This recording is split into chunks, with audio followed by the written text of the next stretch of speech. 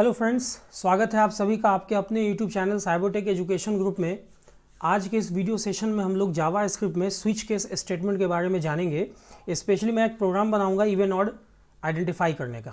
User से as an input एक number मैं लूँगा और ये स्विच केस के थ्रू पता करूँगा कि वो ऑड है या इवन है। एक बहुत कॉमन प्रॉब्लम है। देखिए, सबसे पहले स्विच का सिंटैक्स आप लोग जान लें। स्विच में आप जो भी एक्सप्रेशन आपको लिखना है आप यहाँ लिख देते हैं। उसके बाद केस जो भी वैल्यू होता है, वैल्यू 1 कोलोन, जो भी आपको यहाँ पे कोड लिखना है आप लिख देते हैं। फाइनली आपको यहाँ पे ब्रेक लगा देना है। यहाँ पे ब्रेक लगाना बहुत इंपॉर्टेंट है, नहीं तो वो आगे वाले केस में चला जाएगा। ये चीज़ ध्यान रखना है। केस अगर कोई वैल्यू 2 है, मतलब एक्सप्रेशन का अगर रिजल्ट वैल्यू 2 आ रहा है ना, तो उस केस में जो भी काम करवाना है वो आप करवाएं। फाइनली फिर इसका ब्रेक लगाना है। इस तरह से आप जितना केस चाहें आप लिख सकते हैं और फाइनली डिफ़ॉल्ट अगर आप चाहें तो लिख सकते हैं। और डिफ़ॉल्ट में मतलब अगर एक्सप्रेशन का दिया गया जो भी सेट ऑफ वैल्यूज़ है उनमें से कोई भी वैल्यू नहीं है तो फाइनली डिफ़ॉल्ट में चला जाएगा। फिर से एक बार समझते हैं। स्विच में आप लोगों को जो भी एक्सप्रेशन या कंडीशन लिखना है वो आप लिख देंगे। उसका रिजल्ट जो भी आएगा, अगर वो वैल्यू 1 आता है तो केस वैल्यू 1 के अंदर आप जो लिखेंगे वो एग्जीक्यूट होगा। ब्रेक लगाना बहुत इंपॉर्टेंट है। यहाँ पर मैं कमेंट लाइन में लिख दे रहा हूँ, इट इज़ मस्ट। अदरवाइज अगर आप नहीं लगाते हैं तो उस केस में केस जो आगे वाला केस है ना उसमें भी चला जाएगा। ये इंपॉर्टेंट बात है। अब देखिए यहाँ पे फाइनली आप ऐसा बहुत सारा केस लिखते हैं, अलग अलग सेट ऑफ वैल्यूज़ के साथ आप लिखते हैं। उनमें से जो भी वैल्यू में आएगा तो वहाँ का चीज़ एग्जीक्यूट हो जाएगा। अगर कोई किसी भी वैल्यू में नहीं आता है तो फिर वो डिफ़ॉल्ट में चला आएगा। आइए इसको हम लोग एक कोड के थ्रू समझते हैं। तो मैं क्या कर रहा हूँ, पहले मैं HTML डॉक्यूमेंट का एक स्ट्रक्चर ऐसे बना लेता हूँ। डॉक टाइप HTML, ये मैंने लिख दिया। अब यहाँ पे HTML हेड टाइटल, चलिए टाइटल में मैंने suppose odd even program using switch case ऐसा मैंने लिख दिया और ये टाइटल मैंने बंद कर दिया। उसके बाद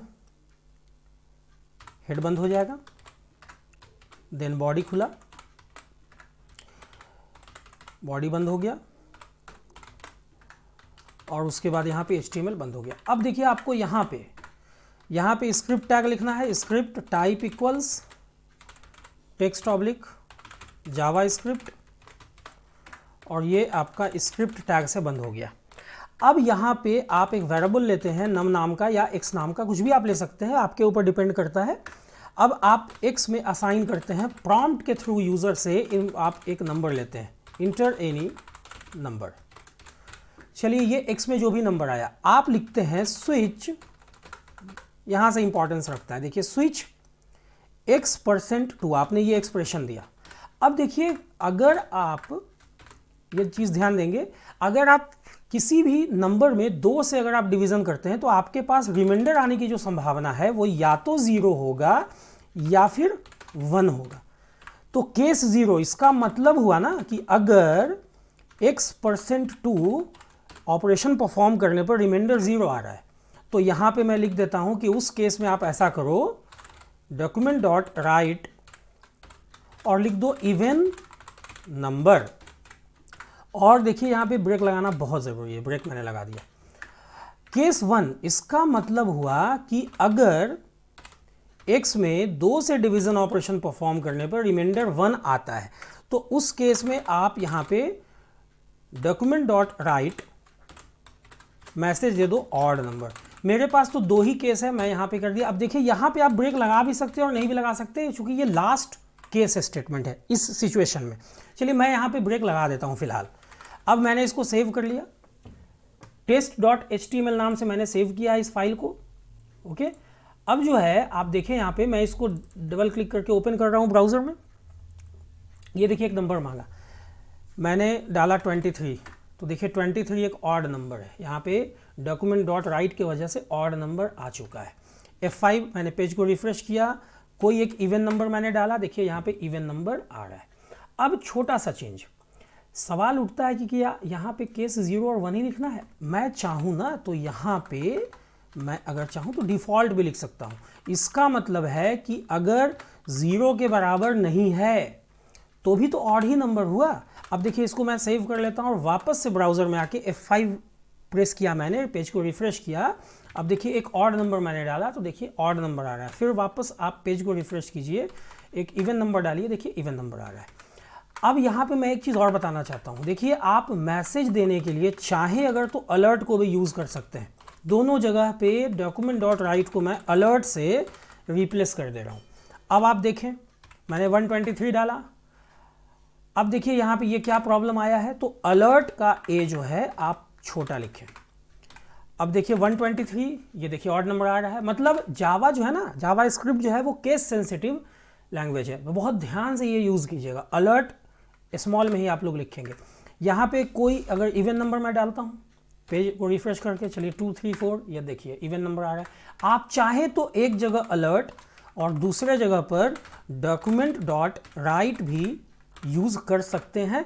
अब देखिए यहाँ पे जैसा कि आप कोड देख पा रहे होंगे अपने स्क्रीन पे, इवन नंबर के केस में मैंने अलर्ट यूज़ किया है, जबकि ऑड नंबर के केस में मैंने document.write यूज़ किया है। तो आप देखिए मैं जब कोई इवन नंबर डालूंगा लाइक 12, तो देखिए ये अलर्ट डायलॉग बॉक्स में आ रहा है। लेकिन अगर मैं कोई ऑड नंबर डालूंगा तो ये पेज पे लिखा हुआ आ रहा है document.write की वजह से। आप उल्टा भी कर सकते हैं। आप अगर चाहें तो यहाँ पे आप लिख दीजिए document.write और आप चाहें तो यहाँ पे आप लिख दीजिए अलर्ट।